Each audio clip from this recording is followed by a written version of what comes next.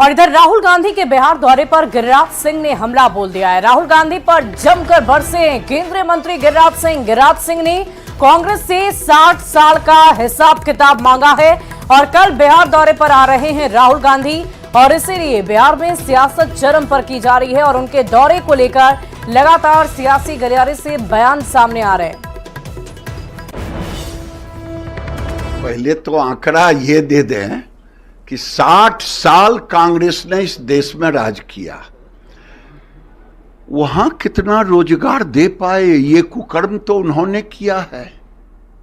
60 साल के इनके पाप का, इनके कुकर्म का नरेंद्र मोदी ने 10 साल में भरने का काम किया। आज आप देखेंगे 25 करोड़ लोग गरीबी रेखा से ऊपर आए। 71 में श्रीमती गांधी ने एक नारा दिया उस समय कांग्रेसियों ने, आधी रोटी खाएंगे इंदिरा को लाएंगे। इंदिरा तो आ गई, गरीब गरीब होते चला गया, गरीब नहीं निकल पाया। मोदी जी ने गरीबी रेखा से ऊपर निकाला।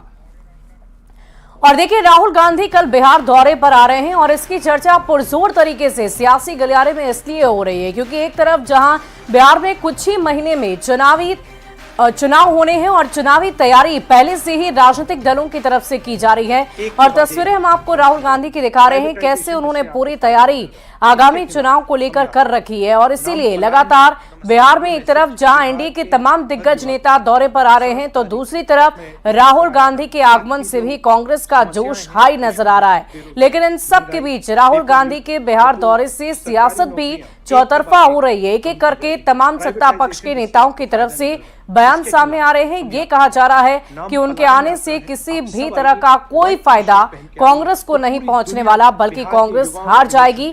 जब भी कांग्रेस के प्रमुख नेता राहुल गांधी कहीं भी किसी भी जगह पर दौरे पर जाते हैं तो वहां से कांग्रेस चुनाव हारती ही है और इसी की चर्चा सियासी गलियारे में की जा रही है।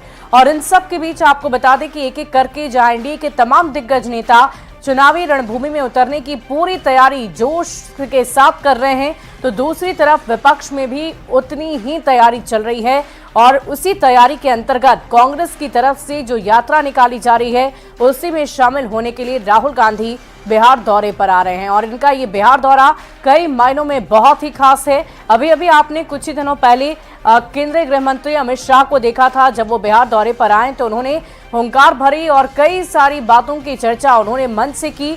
बिहार की जनता को अपनी ओर आकर्षित करने की पूरी कोशिश की और इसी के मद्देनजर विपक्ष भी अब काफी एक्टिव नजर आ रहा है और खासकर कांग्रेस की बात करें तो इस बार चुनाव में किसी तरह की कोई कमी ना रह जाए, इसकी खास तैयारी कांग्रेस की तरफ से की जा रही है।